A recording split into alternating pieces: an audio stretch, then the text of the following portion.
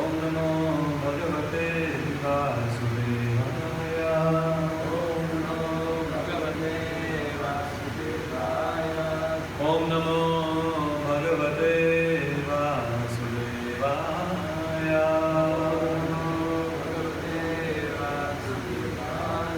Om Namo Bhagavate Vasudevaya.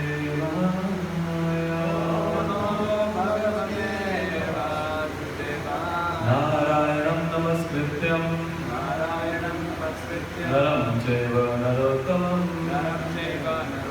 Devim Saraswatim Vyasam Tato Jayam Mudiraye Ashtaprayeshu Bhadreshu Nityam Bhagavata Sevaya Bhagavati Uttam Shloke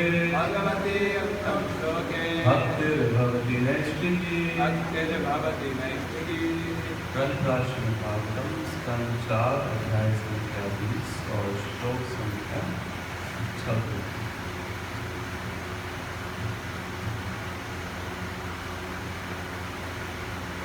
यशः शिवं सुश्रवार्य संगमे यदृच्छया चोपशृणोति ते सर्वे कथं गुणज्ञो विरमेद् विना पशु श्रियप्रभव्रे गुणसङ्ग्रहे स्वया यशः शिवं शुश्रुवार्य संगमे यदृच्छया चोपशृणोति ते सर्वे कथं गुणज्ञ विरमेद् विना पशु श्रियप्रभव्रे गुणसङ्ग्रहे स्वया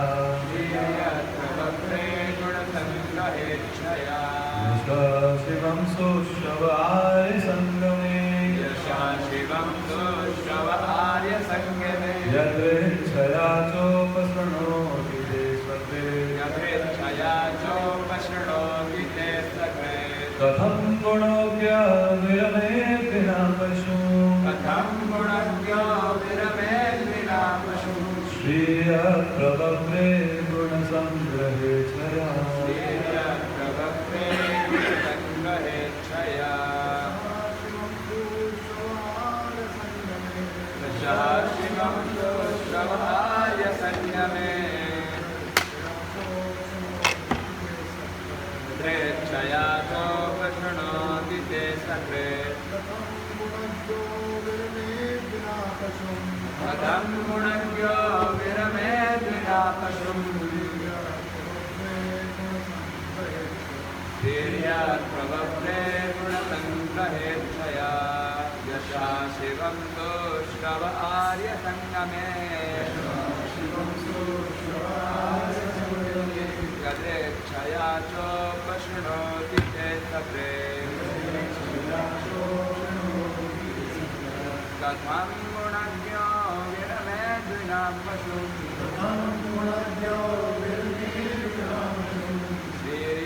प्रभव्रे गुणसङ्ग्रहे क्षया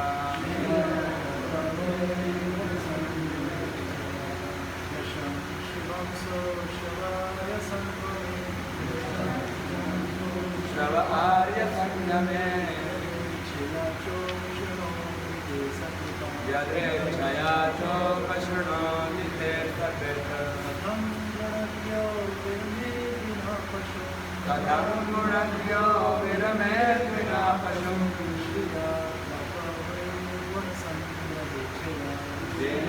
प्रभव्रे गुणसङ्ग्रहे क्षया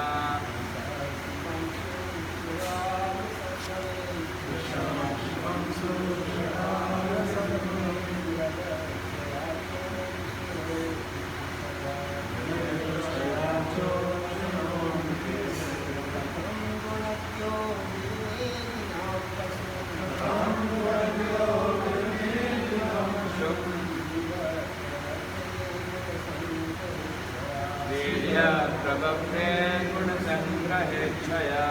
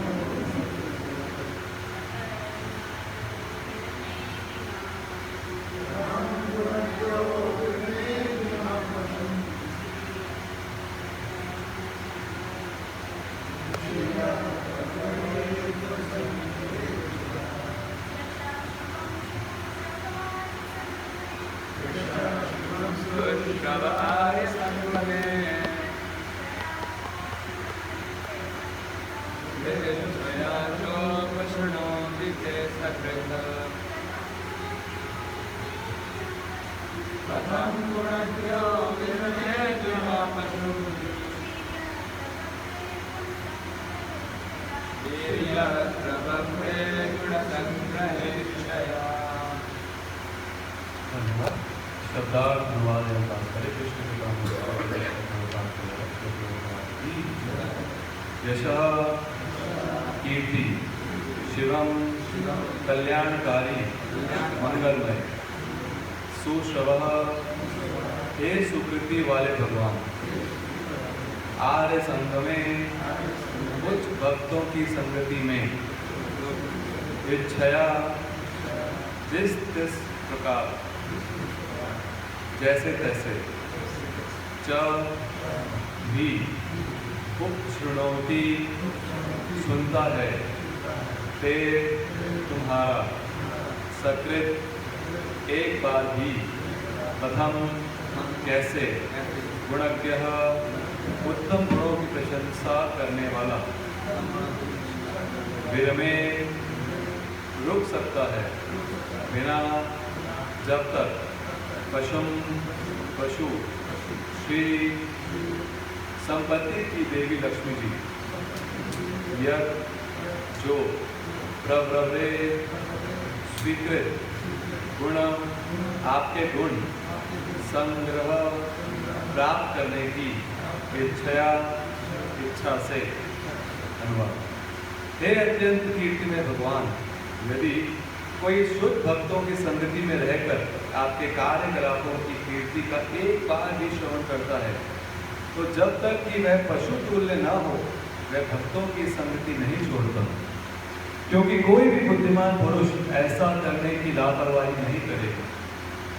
आपकी महिमा के कीर्तन और श्रवण की पूर्णता तो धन की देवी लक्ष्मी जी द्वारा तक स्वीकार की गई थी, जो आपके अनंत कार्यकलापों तथा दिव्य महिमा को सुनने की इच्छुक रहती थी।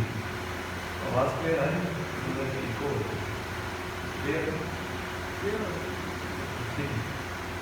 तात्पर्य इस संसार में भक्तों की संगति आर्य संगम अत्यंत महत्वपूर्ण बात है। आर्य शब्द का अर्थ है आध्यात्मिक दृष्टि से प्रगतिशील। मानव जाति के इतिहास में आर्य कुल को विश्व की अत्यंत उन्नत जाति माना जाता है, क्योंकि उसने वैदिक सभ्यता ग्रहण की होती है। आर्य कुल सारे संसार में फैला हुआ है और भारतीय आर्य कहलाता है।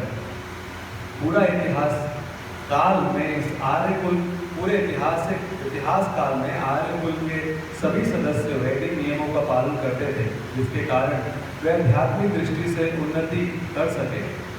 राजा राजर्षि कहलाते थे, जो इस प्रकार से क्षत्रिय के रूप में अथवा जनता के रक्षकों की भांति शिक्षित होते थे और आध्यात्मिक जीवन में इतने उन्नत थे कि नागरिकों को कोई कष्ट नहीं होता था। आर्य कुल द्वारा भगवान के कीर्तिमान की अत्यधिक बढ़ाई की जाती है। यद्यपि अन्यों के लिए कोई प्रतिबंध नहीं है, किंतु आर्य वंश आध्यात्मिक जीवन के सारे सार को जल्दी ग्रहण कर सकता है। तो फिर यूरोपियों तथा अमेरिकियों में कृष्ण चेतना को इतना सरलता से क्यों फैलाया जा रहा है? इतिहास बताता है कि जब ये उपनिवेशवाद फैलाना चाह रहे थे तो उन्होंने अपना जौहर दिखाया, किंतु आजकल भौतिक विज्ञान की उन्नति के कारण दूषित होने से उनके लड़के तथा नाती पोते दुराचारी बन रहे हैं। इसका कारण है कि वे अपनी आध्यात्मिक संस्कृति जो कि वैदिक सभ्यता है भूलते जा रहे हैं। इस समय आर्य कुल के ये वंशज कृष्ण भावनामृत आंदोलन को अत्यंत गंभीरता से अपना रहे हैं। अन्य लोग भी जो शुद्ध भक्तों के मुख से हरे कृष्ण महामंत्र का जप सुनते तथा उनकी संगति करते हैं, दिव्य उच्चारण से मंत्र मुक्त हो जाते हैं। यह दिव्य उच्चारण यदि आर्यों द्वारा किया जाए तो अत्यंत प्रभावशाली होते हैं, किंतु भले ही कोई आर्य कुल का न हो, वह महामंत्र को केवल सुनकर वैष्णव हो जाता है, क्योंकि उच्चारण का प्रत्येक व्यक्ति पर बड़ा प्रभाव पड़ता है। महाराज बितु इंगित करते हैं कि भगवान नारायण की सतत संगिनी लक्ष्मी जी भगवान की महिमा का विशेष रूप से सुनने की इच्छुक रहती हैं और उन्होंने शुद्ध भक्त गोपियों की संगति के लिए कठिन तपस्या की थी। मायावादी चिंतक पूछ सकते हैं कि हरे कृष्ण महामंत्र का वर्षों तक निरंतर जप क्यों किया जाए, क्यों ना रोककर कैवल्य या मोक्ष या तादात्म्य का प्रयत्न किया जाए। इसके उत्तर में महाराज बितु का दृढ़ पूर्वक कथन है कि जप का आकर्षण इतना अधिक होता है कि कोई पशु ही इस विधि को त्याग सकता है। यदि कोई संयोगवश भी इस दिव्य ध्वनि के संबंध में आता है तो भी ऐसा होता है। इस संबंध में बितु महाराज अत्यंत दृढ़ है। केवल पशु ही हरे कृष्ण महामंत्र का त्याग कर सकता है। जो पशु नहीं है वरन वास्तव में बुद्धिमान उन्नत मानवीय सभ्य पुरुष है, वे हरे कृष्ण कृष्ण कृष्ण हरे हरे, हरे राम राम राम हरे हरे महामंत्र का जप त्याग नहीं सकते। ओम ज्ञानतिमिरन्धस्य ज्ञानविनाशलाकया चक्षुरुन्मिलितं येन तस्मै श्रीगुरुवे नमः। श्रीचैतन्यमनोभीष्टं स्थापितं येन भूतले स्वयं रूपकदामह्यं ददाति स्वपदान्वितं। वन्देऽहं श्रीगुरुं श्रीयुतापदकमलं श्रीगुरुं वैष्णवांश्च श्रीरूपं साग्रजातं सहगणरघुनाथान्वितं तं सजीवं साद्वैतं सावधूतं परिजनसहितं कृष्णचैतन्यदेवं श्रीराधाकृष्णपादां सहगणललिता श्रीविशाखान्वितांश्च। हे कृष्ण करुणा सिन्धु दीनबन्धु जगत्पते गोपेश गोपिकाकान्त राधाकान्त नमोस्तुते। तप्त काञ्चन गौराङ्गी राधे वृन्दावनेश्वरी वृषभानुसुते देवी प्रणमामि मुनिप्रिये। आंशाकल्पतरुभ्यश्च कृपा सिन्धुभ्य एव च पतितानां पावनेभ्यो वैष्णवेभ्यो नमो नमः।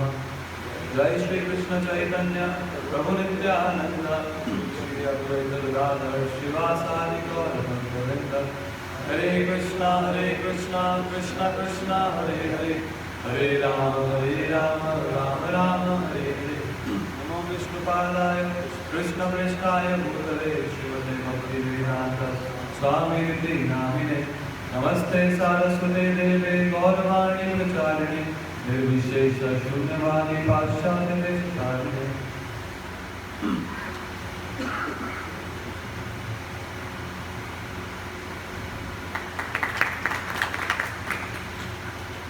हरे कृष्ण। तो आप सबका स्वागत है आज के इस भागवत कक्षा में। तो हम ये श्री भागवतम का चौथा स्कंद पढ़ रहे हैं आप लोगों को, और चौथे स्कंद में बहुत सुंदर प्रसंग है जो कई दिनों से आप लोग चर्चा कर रहे हैं बितु महाराज का। तो सबको इसकी कथा पता ही होगा, जो रेगुलरली आ रहे हैं, कैसे बितु महाराज ने भगवान की प्रसन्नता के लिए 100 अश्वमेध यज्ञ करने का निर्णय किया। और जब अश्वमेध यज्ञ कर रहे थे तो 99 अश्वमेध कंप्लीट कर चुके थे, 100वां यज्ञ होने वाला था। तो इंद्र ने आके उसमें बाधाएं डाली और उनके पुत्र धृतराष्ट्र ने उनको रोका, इंद्र को। लेकिन हर बार जब उनको रोकते तो वो किसी अध्यात्मवादी का वेश लेकर, किसी सन्यासी का, किसी साधु का वेश लेकर इंद्र अपने आप को बचाने का प्रयास करते। और बहुत सारे अलग अलग प्रकार के अप संप्रदाय इंद्र ने इजाद करे उस समय। जब इसके बावजूद भी इंद्र नहीं रुके तो बितु महाराज को बहुत क्रोध आया और उन्होंने उनको मारने का निश्चय किया।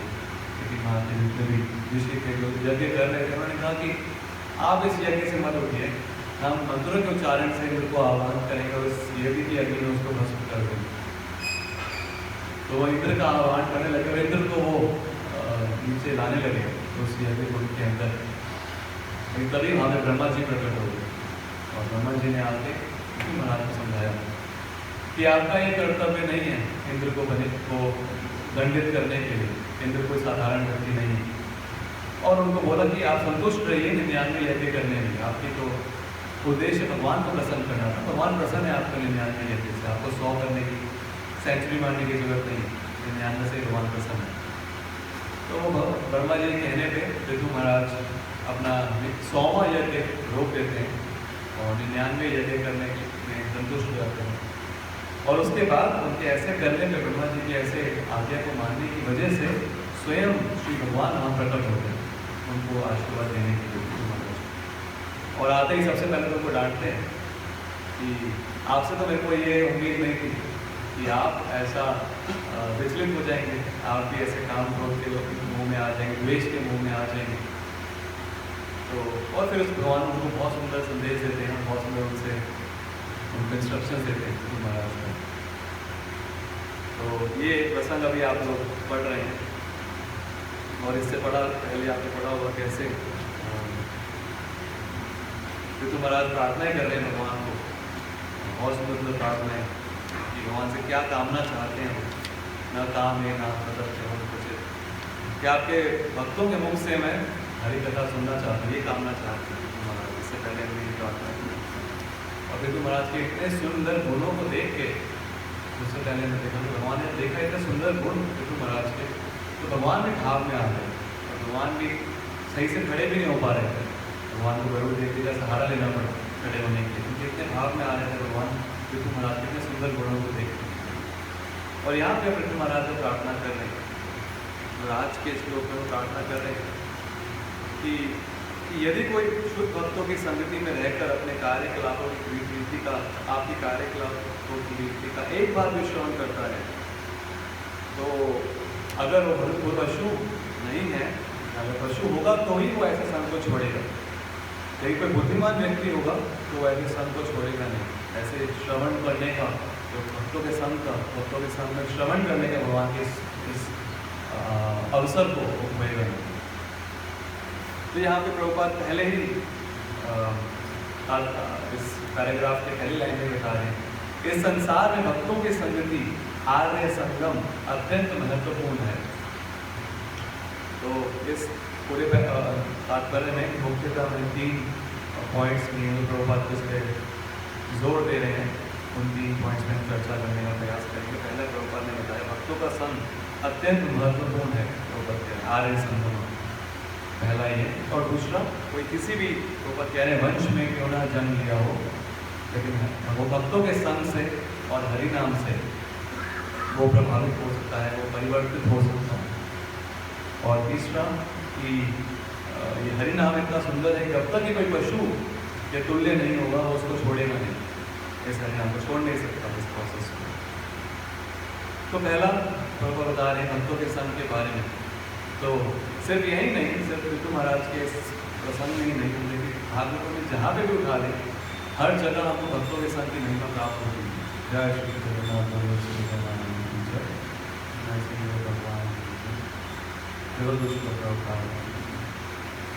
तो हर शास्त्र में, हर जगह भागवतम में हमको भक्तों के संग की बहुत महिमा प्राप्त होती है, क्योंकि भक्तों का संग जो है, भक्ति भक्तों के संग में ही हो सकती है। एक बता रहे जैसे हम भक्ति कर रहे हैं तो वो उसके समान है कि हम गोली चला रहे हैं, गोली चलाते हैं, लेकिन भक्तों का संग उसके अंदर, उस गोली के अंदर जो जो जो कारतूस होता है, जो उसके अंदर का जो मसाला है, उसके अंदर जो मटेरियल है, वो भक्तों का संग है। भक्तों के संग में ही हम भक्ति सही से कर सकते हैं। साधना भक्ति करें, लेकिन साधना सही से हो सकती है सिर्फ और सिर्फ भक्तों के संग के अंदर ही। इसलिए भक्तों का संग बहुत महत्वपूर्ण है। श्री भागवतम के 11वें स्कंद में भगवान बताते हैं भक्तों को, मद भक्त्या पूजा विद्या अभ्यादिका। भगवान कहते हैं, श्री जीव गोस्वामी इसके तात्पर्य बताते हैं, भगवान कह रहे हैं कि मेरे भक्तों की जो पूजा है वो ज़्यादा मुझे प्रसन्न करती है, रावण जन को मेरी रहती पूजा करे, उससे मेरे भक्तों की पूजा मुझे ज़्यादा प्रसन्न करती है। और कहते हैं भागवत में वृंदावन को कहते हैं कि सिद्धि भक्ति वा नहीं संशय अच्युत से भी ना हो। इस संशय हो सकता है कि कोई अगर अच्युत यानी कृष्ण की सेवा करेगा तो उसको सिद्धि प्राप्त होगी कि नहीं होगी, डाउट हो सकता है।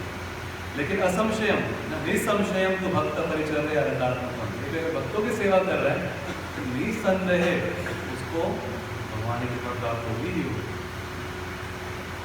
भगवान की कृपा से भगवान जो भक्तों की सेवा कर रहे हैं, जैसे कि हम स्टोरी सुनते हैं कि कांचीपुर जो रंगनाथ भगवान के और वरदराज भगवान की सेवा किया करते थे, और वरदराज जी को वो चावल डुलाया करते और इंटीमेट सेवा किया करते थे भगवान की, और इतना भगवान से इंटीमेट भगवान से बात किया करते थे, भगवान से प्रश्न पूछा करते, भगवान उनके प्रश्न का उत्तर दिया करते थे डायरेक्टली। जैसे कि हमको भगवान आपको क्या खाना है, हम पूछेंगे तो हम तो अपने मन से बना सकते हैं, लेकिन उनको भगवान डायरेक्टली बता देते। तो भक्त अपने अपने प्रश्न लेके वो उनको बोलते थे कांची कुंडों की मेरे हमारा ये प्रश्न है, कृपा करके आप वरदराज भगवान से पूछिए हमारे लिए ये प्रश्न, इसका उत्तर पूछिए। तो सब अंदर प्रश्न पूछते थे। कोई भक्त ने पूछा कि आप भगवान से पूछ के बताइए क्या मैं भगवत धाम जाऊँगा, तो उन्होंने अगले दिन गए और भगवान को सेवा कर रहे थे, भगवान से प्रश्न पूछा, भगवान से ऐसा ऐसा भक्त है और ये ऐसा प्रश्न पूछ रहे हैं आपसे, क्या मैं भगवत धाम जाऊँगा? तो भगवान ने कहा हाँ वो इस जन्म में भगवत धाम जाए, इस जन्म के बाद भगवत धाम चले जाए। उनको एज इट इज बता दिया, तो उनके मन में आया कांची पूछती कि मैं सबको बता रहा हूँ, मैं भी मैं पूछ के देखता हूँ कि मैं भगवत धाम जाऊँगा। तो उन्होंने अगले दिन खाली उनके मन में था, उन्होंने पूछा नहीं, तो हेजिटेशन होती कैसे पूछूँ, ये सही पूछना चाहिए। तो भगवान ने लेकिन पता लग गया, भगवान ने सबके हृदय में भगवान को पता, भगवान ने पूछा कि आपका कोई प्रश्न है, पर उन्होंने बोला नहीं, थोड़ा हेजिटेट किया पूछने में। भगवान ने जब बोला कि बताइए कोई प्रश्न है तो उन्होंने बोला हाँ मेरा प्रश्न है, मैं जानना चाह रहा कि क्या मैं भगवत धाम जाऊँगा? मैं सबके बारे में पूछ रहा हूँ, आपसे बात कर रहा हूँ, डायरेक्टली आपकी सेवा कर रहा हूँ, आपको चावल कर रहा हूँ, रोज़ इतनी इंटीमेट सेवा कर रहा हूँ, और कोई इतना क्लोज नहीं, मैं क्लोज नहीं, खाली मेरे मन में आ रहा था, पूछना चाह रहा हूँ क्या मैं भगवत धाम जाऊँगा? तो भगवान ने कहा नहीं, आप भगवत धाम नहीं जाएंगे। ऐसा कैसे? सब लोग भगवत धाम जाएंगे, मैं जो इतनी इंटीमेट सेवा करूँ मैं भगवत धाम नहीं जाऊँगा, ऐसा क्यों कह रहे हैं? क्यों भगवान मैं भी भगवत धाम नहीं जाऊँगा, मुझे क्यों लेके नहीं जाएंगे? भगवान ने कहा ऐसा क्यों? ऐसा इसलिए क्योंकि बाकी सब जो है वो तो आपको इतना सर्विस कर रहे हैं, आपकी सेवा कर रहे हैं और भक्तों की सेवा कर रहे हैं, लेकिन आप तो मेरी डायरेक्ट सेवा कर रहे हैं, मेरा भक्तों की सेवा नहीं कर रहे, इसकी वजह से आप अभी नहीं जाएंगे। तो उन्होंने वही चावल छोड़ा बाहर ढूंढने लगे, किसको सेवा करे, कौन लेना सा चाहेगा सेवा कांची कुंड से? भगवान की डायरेक्ट सेवा करता, उनसे कौन सेवा लेना चाहिए? वही ले। तो लेकिन कैसे करके उन्होंने अपना देश बदला, और देश बदल के उन्होंने भक्त की मीनियन सेवा किया और फिर वापस आए। जब वापस आए तो वरदराज भगवान ने कहा अब आप भी भगवत धाम जाएंगे। तो भक्तों की सेवा करके ही हम भगवान की कृपा प्राप्त कर सकते हैं, इसलिए भक्तों का संग बहुत इंपॉर्टेंट है। इसी चौथे स्कंद में आगे जाके हम देखेंगे 20वें अध्याय में आगे प्रचेता की वर्णन आता है। प्रचेता को भगवान दर्शन देते हैं और भगवान से प्रार्थना करते हैं प्रचेता से। तो प्रचेता बोलते हैं भगवान को, भगवान आपके जो भक्त हैं, आपके भक्त का कुछ क्षणों का हमको संग हो। प्रचेता तो किसका संग हुआ था? कौन से भक्त का? शिव जी का संग हुआ। शिव जी ने उनको सुनाया रुद्र की, तो उनके भक्त का थोड़े समय का संग हुआ। उन्होंने कहा हमको आपके भक्त का थोड़े समय का संग हुआ जो आपको बहुत प्रिय है, और उसकी वजह से हमारे को क्या कृपा प्राप्त हुई? हमको आपका संग प्राप्त हुआ। चौथे स्कंद में प्रचेता जैसे प्रार्थना करते हैं आपके भक्त के थोड़े से संग की कृपा की वजह, थोड़े से संग की वजह से। लेकिन इसके टीका में विश्वनाथ ठाकुर कुछ और बताता है। विश्वनाथ ठाकुर यहाँ पे प्रचेता प्रार्थना कर रहे हैं कि आपके भक्त की कृपा से हमको आपका संग, आपकी कृपा प्राप्त हुई, आपका संग, आपका दर्शन प्राप्त हुआ। लेकिन विश्वनाथ ठाकुर इसकी टीका में बोलते हैं कि भगवान के दर्शन का प्राप्त करने का लाभ क्या होता है? भगवान के प्रति हम बहुत साधनाएं करें, बहुत कठिन तपस्याएं करें भगवान को प्राप्त करने की, उसका लाभ क्या होता है? उसका लाभ होता है भक्तों का संग प्राप्त करना। प्रचेता प्रार्थना कर रहे हैं कि आपके भक्तों के संग की वजह से, आपके भक्त के संग की वजह से हमको आपका दर्शन प्राप्त हो। विश्वनाथ ठाकुर कह रहे हैं कि जब भगवान को हम अच्छे से प्रार्थना करते हैं, भगवान को अच्छे से साधना करते हैं, उसका नतीजा भी क्या होगा? हमको भक्तों का संग प्राप्त हो। जैसे कि विष्णु महाराज का देखेंगे ना, अभी भगवान उनको आशीर्वाद देंगे क्या आशीर्वाद देंगे? भगवान डायरेक्टली सामने खड़े हैं, भगवान डायरेक्टली सामने उनको आशीर्वाद दे रहे हैं। और क्या चाहिए भाई? हम भक्ति कर रहे हैं, हरिनाम कर रहे हैं, जप कर रहे हैं, एकादशी रख रहे हैं, निर्जला एकादशी रख रहे हैं, तपस्याएं कर रहे हैं। क्या है इसका हमारा ध्येय है, हमारा इसके पीछे क्या गोल है? भगवान दर्शन करके भगवान की कृपा प्राप्त होगी, बस हो गया ना, भगवान की कृपा प्राप्त होगी। तो यहाँ पे तो महाराज को भगवान के डायरेक्ट दर्शन प्राप्त हो गए, और क्या चाहिए भाई? लेकिन भगवान क्या आशीर्वाद दे रहे हैं उनको कि आपको बहुत जल्दी 4 कुमारों के दर्शन प्राप्त होंगे। तो भगवान के दर्शन करने से भी भगवान की कृपा प्राप्त करने का रिजल्ट क्या होता है? भक्तों का दर्शन, भक्तों की कृपा प्राप्त होती है। भगवान ये आशीर्वाद देते हैं।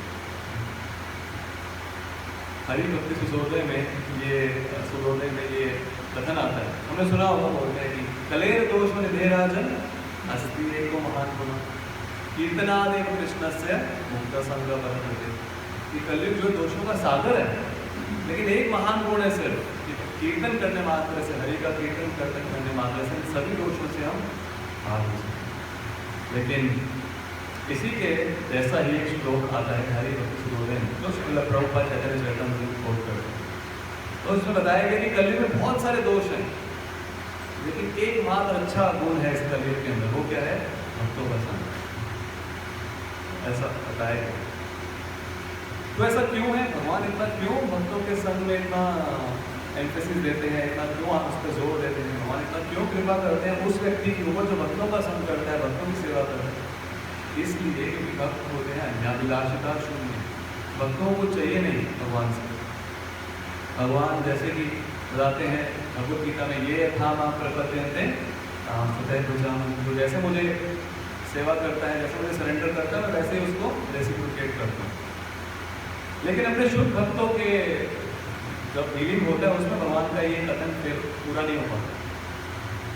जैसे गोपियों के केस को देखते हैं, भगवान बोलते हैं, कृष्ण चरिता को अपने टीका में बता रहे हैं कि ये था प्रबंधन में, भगवान को बोलते हैं जितना आप मेरे को करोगे सरेंडर, उतने मात्रा में मैं भी आपको रेसिप्रोकेट करूंगा। लेकिन भगवान वो एक शब्द कृत्यम शब्द से कृष्ण चरिता ठाकुर कहते हैं कि भगवान ये बताते हैं कि गोपियों का किया कि बहुत कुछ गोपियों ने किया भगवान की सेवा के लिए, भगवान की प्रसन्नता के लिए। तो बहुत कुछ में से एक भी जो कार्य किया ना, एक कार्य कृत्यम, कृत्यम मतलब सिंगुलर बोला गया, एक वचन में बोला गया कृत्यम, एक कृत्य, एक भी कार्य जो किए उसको ही भगवान रिपीट, उसको ही वापस नहीं कर सकते हैं भगवान। क्यों? तो भगवान कहते हैं कि देखो आपने तो मेरा पूरा पूजा किया, आपने पिता को छोड़ के, अपनी माता को छोड़ के, अपनी पत्नी को छोड़ के, अपने बच्चों को छोड़ के, अपने सगे संबंधियों को छोड़ के, सब कुछ छोड़ के आपने मेरे पास आए, मेरी सेवा करने के लिए आए, मुझे प्रसन्न करने के लिए आए। लेकिन मैंने तो नहीं किया ऐसा। तो भगवान ये था, जैसा आप मुझे करेंगे वैसा मैं आपको रेसिप्रोकेट करूँगा। लेकिन यहाँ तो भगवान कह रहे मैं नहीं कर पाया आपको इस तरीके से, तो इसलिए मैं आपका हमेशा ऋणी हूँ। न पराय हम, भगवान गीता में, भगवान भागवतों में कहते हैं गोपियों को, मैं आपका ऋण कभी नहीं चुका सकता। तो पॉसिबल नहीं, क्योंकि भक्त जो होते हैं उनका भगवान को सेवा करने का भाव क्या होता है? अन्याभिलाषिता शून्य, मुझे कुछ चाहिए नहीं। जैसे हम श्रील प्रभुपाद को देखते हैं, जब श्रील प्रभुपाद दिल्ली के अंदर थे और प्रभुपाद के बाद कोई रहने की जगह नहीं थी, कभी एक मंदिर में रह रहे थे, कभी एक धर्मशाला में रह रहे थे, जहाँ जगह मिल जाती है वहाँ प्रभुपाद रहते थे।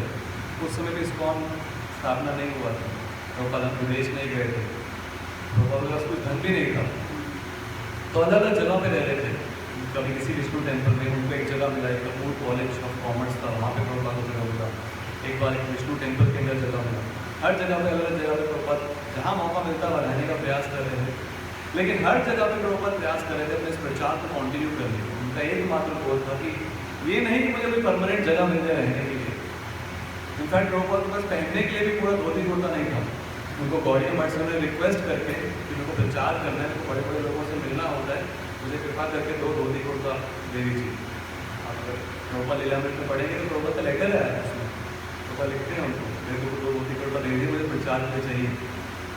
प्रभुपाद का धोती कुर्ता ही पूरा नहीं था, कोशिश लेकिन 2 धोती कुर्ता लेके और थोड़ा बहुत जो सपोर्ट मिलता कुछ कुछ लोगों से प्रभुपाद प्रचार करते थे। तो हालांकि प्रभुपाद के लिए भी बहुत बड़ा बर्डन नहीं था, इनफैक्ट ये बर्डन ऑफ लव था, जैसे भागवत में प्रभुपाद यूज करते हैं, लेबर ऑफ लव, प्रेम का बोझा था। ये प्रभुपाद को जो पैसा मिलता था, जो थोड़ा बहुत डोनेशन मिलता था, उससे प्रभुपाद अपने खाने के लिए यूज़ नहीं करते, अपने ब्रेकफास्ट के लिए यूज़, अपने लंच के लिए यूज़ नहीं करते, उससे पेपर खरीदने के लिए यूज़ करते थे। अपनी पर्सनल नीड को निगलेक्ट करके प्रभुपाद भगवान की सेवा के लिए सारा परिश्रम करते थे। तो ऐसा जब प्रभुपाद ने मेहनत किया, ऐसा परिश्रम किया भगवान के लिए, अन्याभिलाषिता शून्य, अपने लिए कुछ भी नहीं रखा, तो क्यों भगवान ऐसा नहीं करेंगे कि उनको पूरी तरीके से दे देंगे, अब स्वयं को दे देंगे? तो ऐसे ही हो, भगवान ने पूरी तरीके से प्रभुपाद को दे दिया, अपने को दे दिया प्रभुपाद। इसलिए प्रभुपाद भगवान को लेके गए, पूरे विश्व में लेके गए जगन्नाथ जी, और जगन्नाथ जी का रथ यात्रा पूरे विश्व में लेके गए प्रभुपाद, क्योंकि कृष्ण ने प्रभुपाद को दे दिया अपने आप, क्योंकि और कुछ था नहीं भगवान के पास देने के लिए, क्या देते? तो इसलिए जो भक्त हैं, जो भगवान के भक्त हैं, भगवान को बहुत प्रिय है, और ऐसे भक्तों का संग इसलिए बहुत ज़्यादा, हर भक्त उनके संग की कामना करता है। भागवतम में जहाँ भी देखेंगे हम, हर भक्त यही इच्छा करता है कि मेरे को भक्तों के संग प्राप्त हो सके, भक्तों के मुख से मैं आपकी कथा सुन सकूँ, भक्तों के मुख से आपका गुणगान सुन सकूँ, एकमात्र यही प्रार्थना करता है। तो इसलिए प्रभुपाद यहाँ पे कह रहे हैं कि भक्तों का संग सबसे महत्वपूर्ण, आर्य संगम सबसे महत्वपूर्ण चीज़ है। दूसरा बता रहे हैं प्रभुपाद इसी के दूसरे पैराग्राफ में कि अगर किसी का जन्म आर्य कुल में भी नहीं हुआ है, आर्य कुल यानी कि हम समझ सकते हैं आर्य कुल का मतलब प्रभुपाद आते हैं जो आध्यात्मिकता के लिए प्रयास कर रहे हैं, उनको आर्य कुल बोलते हैं। तो किसी का अगर आर्य कुल में जन्म नहीं है, किसी ऐसे परिवार में जन्म नहीं हुआ है, ऐसे उसको वातावरण नहीं मिला है जहाँ भक्ति उसको प्राप्त हुई हो, लेकिन फिर भी अगर वो सिर्फ ऐसे भक्तों से श्रवण करता है, ऐसे भक्तों का संग करता है, तो उसका प्रभाव क्या हो? क्योंकि ये हरिनाम, ये भगवान का संदेश, इसका इतना शक्ति है कि उस संग करने मात्र से उसका परिवर्तन हो सकता है, वो पूरी तरीके से भगवान के भक्त बन सकता है। श्रीमद् भागवतम के दूसरे स्कंद में हम इसके बारे में पढ़ते हैं कि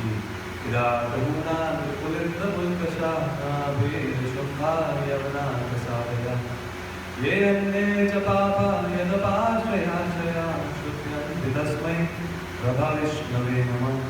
किराट, मूल, आंध्र, पुलिंद, पुलकश, ये सब के सब, और भी कैसे कैसे कि क्यों ना हो, पतित जीवात्मा क्यों ना हो, वो सब के सब कैसे पापी लोग क्यों ना, वो सब शुद्ध हो सकते हैं भगवान के भक्तों का शरण लेते हैं।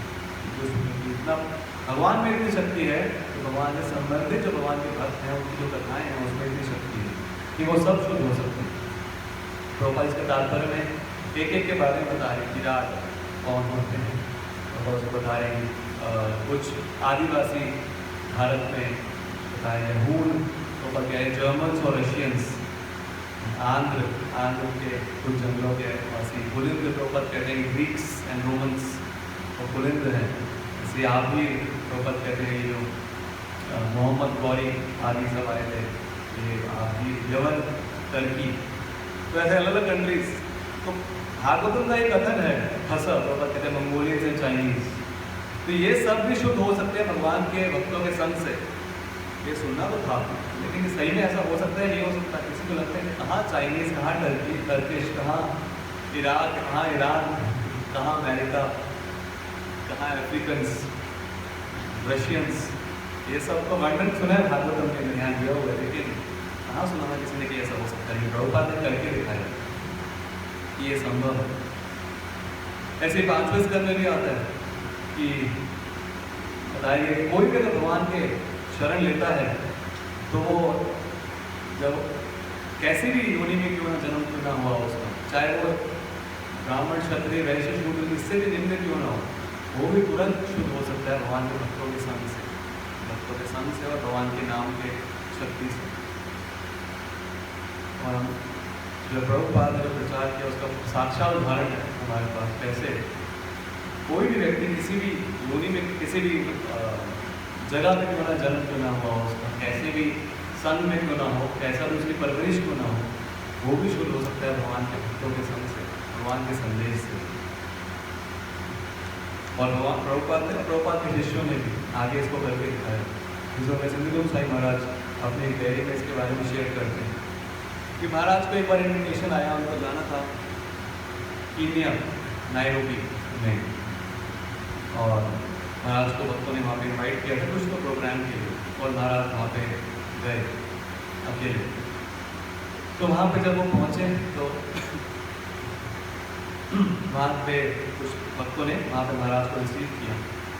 जाने से पहले महाराज पढ़ रहे थे उस जगह के बारे में, तो उस जगह को बोला जाता कीनिया, इसको बोला जाता है पहले jewel of east Africa. East Africa, Africa का एक ईस्ट अफ्रीका में ये पड़ता है कीनिया, और कुछ समय पहले इसको वहाँ का खजाना बताया जाता है, वहाँ का ज्वेल बताया जाता है।